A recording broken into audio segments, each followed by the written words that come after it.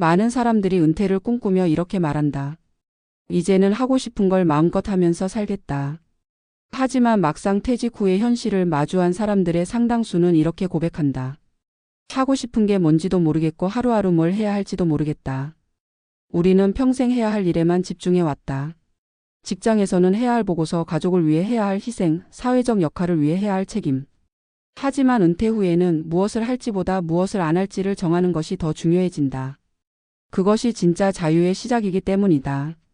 60세에 은행에서 퇴직한 한 남성은 매일 아침 정장을 차려입고 근처 카페로 향했다. 습관이었다.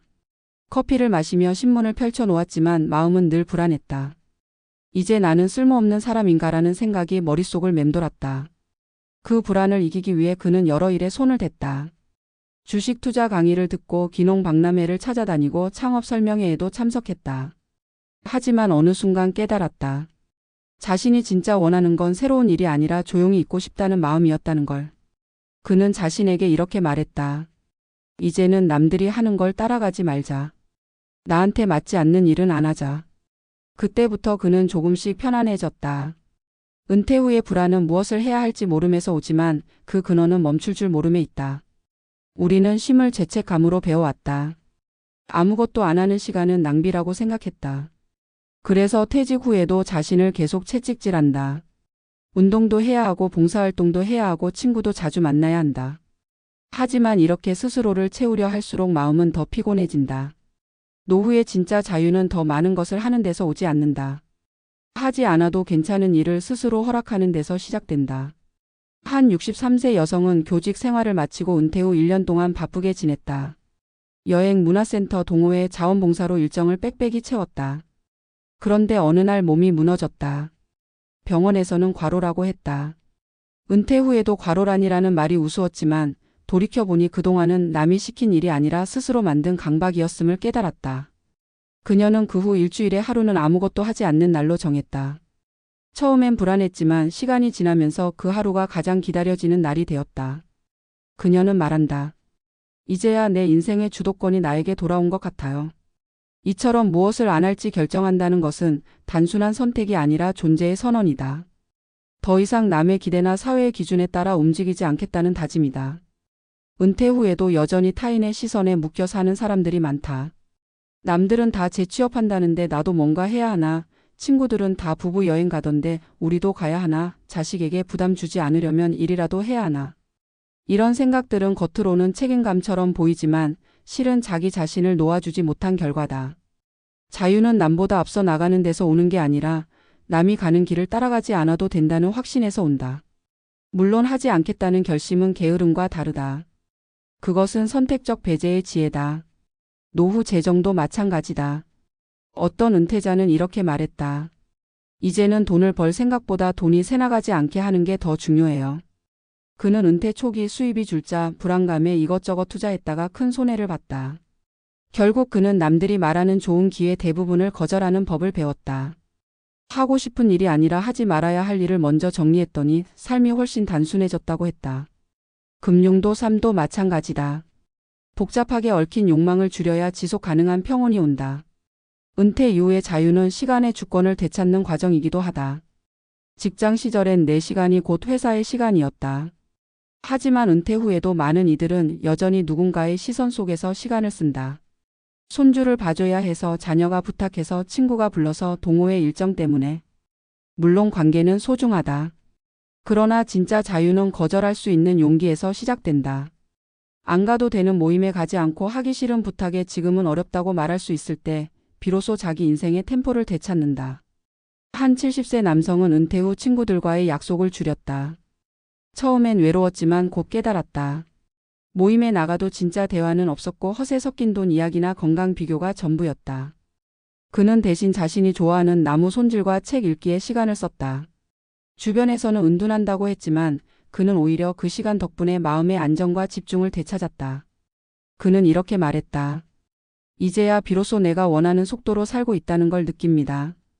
무엇을 안 할지는 결국 어떤 사람으로 남을지와 같다. 은퇴는 인생의 쉼표가 아니라 정체성의 재정이다. 우리가 선택적으로 멈추는 순간 남은 삶의 방향이 선명해진다. 모든 걸 하려는 사람은 결국 아무것도 오래 하지 못한다. 하지만 하지 않아도 되는 것들을 비워낸 사람은 남은 것에 집중할 수 있다. 그것이 경제적 여유가 아니라도 심리적 풍요를 만들어주는 비결이다. 노후의 자유를 꿈꾼다면 이렇게 질문해보면 좋다. 나는 지금 진짜로 하고 싶은 일인가 아니면 해야 한다고 배운 일인가? 그 차이를 구분하는 순간 인생은 가벼워진다. 그리고 어느 날 문득 깨닫게 된다. 자유란 더 많은 것을 소유하는 게 아니라 더 적은 것에 얽매이는 삶을 선택하는 것임을. 끝으로 한 은퇴자의 말을 전하고 싶다. 젊을 땐 해야 할 일을 쫓았고 중년엔 책임을 쫓았죠.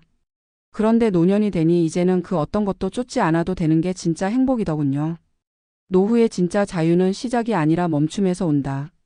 그리고 그 멈춤은 무엇을 안 할지 결정하는 용기에서 시작된다. 많은 사람들이 은퇴를 앞두고 가장 먼저 떠올리는 단어는 자유다. 아침 출근길에 쫓기지 않아도 되고 상사의 눈치를 보지 않아도 되고 회의와 보고서로 채워진 하루에서 벗어나는 것만으로도 인생이 달라질 것처럼 느껴진다. 그러나 막상 은퇴 후의 삶을 살아보면 그토록 바라던 자유가 뜻밖의 불안으로 다가온다. 누구의 지시도 받지 않지만 동시에 아무도 나를 필요로 하지 않는다.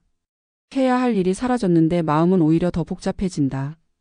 이제 무엇을 해야 하지라는 질문 앞에서 많은 이들이 멈춰선다. 그런데 이때 중요한 것은 무엇을 할까보다 무엇을 하지 않을까를 먼저 정하는 것이다. 해야 할 일을 늘려가는 것이 아니라 더 이상 하지 않아도 될 일들을 지워내는 것. 그것이 진짜 자유의 출발점이다. 퇴직 후 3년째를 맞은 67세 남성 김모 씨는 한때 이렇게 말했다. 직장 다닐 때는 시간이 없어서 힘들었고 이제는 시간이 많아서 힘듭니다. 그는 은퇴하자마자 몇 가지 일을 계획했다. 영어 공부, 골프, 부동산 스터디, 주식 투자, 봉사활동, 여행. 그러나 2달도 지나지 않아 피로감이 몰려왔다. 일정표를 보며 깨달았다. 퇴직 후에도 나는 여전히 바쁘게 살고 있구나. 그제야 알았다. 자신이 평생 배워온 건 쉬지 않고 움직이는 법이지 멈추는 법이 아니었다는 걸. 그는 과감히 절반의 활동을 끊었다. 하루 2시간 산책, 1시간 책 읽기, 오후엔 아무 일정도 잡지 않기.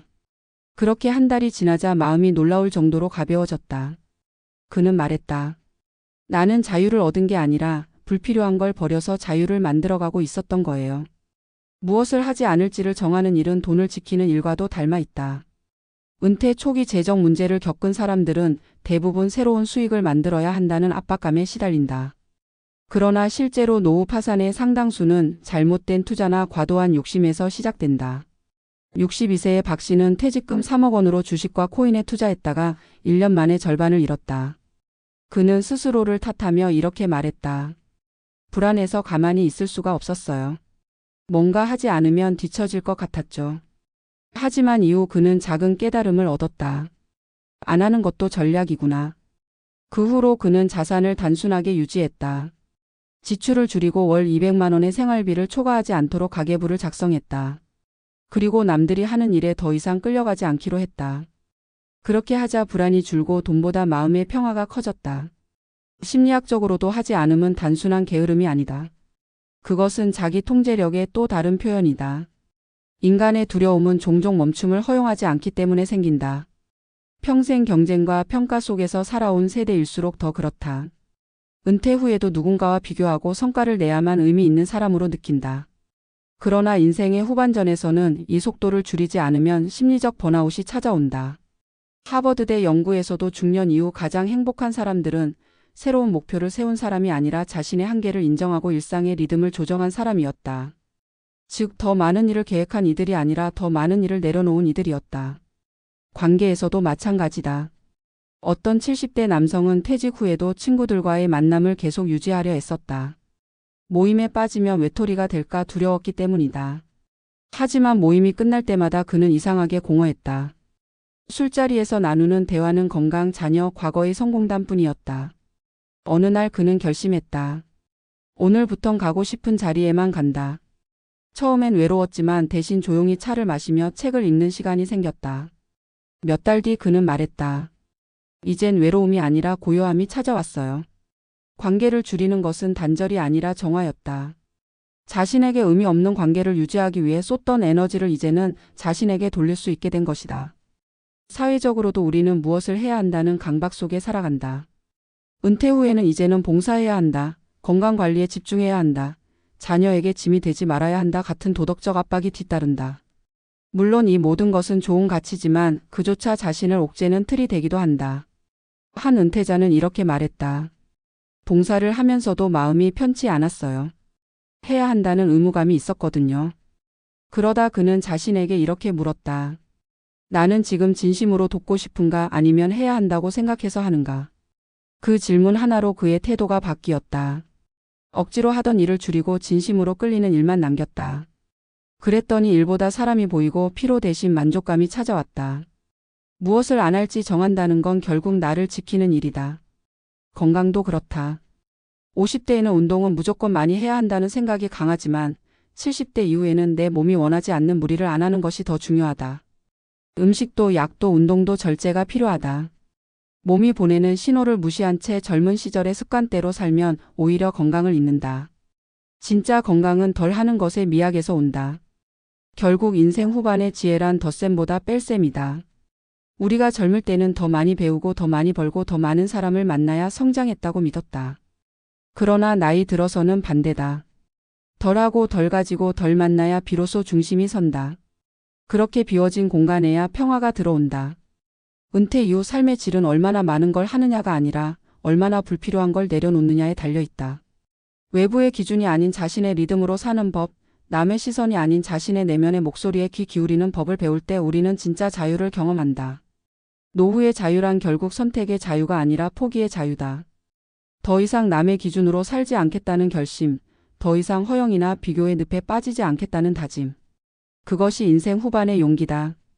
우리는 평생 해야 할 일로 자신을 증명해왔지만 이제는 하지 않아도 되는 일로 자신을 회복해야 한다. 그게 바로 은퇴 이후의 성숙이고 인생 이막의 품격이다. 마지막으로 이런 말을 남기고 싶다. 노후의 진짜 자유는 하고 싶은 걸 다 하는 데 있지 않다. 하지 않아도 괜찮은 걸 스스로 허락하는 데 있다. 그 허락이 주어지는 순간 우리는 비로소 시간에 쫓기지 않고 세상에 휘둘리지 않으며 자기 자신으로 살아간다. 노후의 자유는 바깥이 아니라 내 안에서 시작된다. 그리고 그 출발점은 언제나 같다. 무엇을 할지가 아니라 무엇을 안 할지.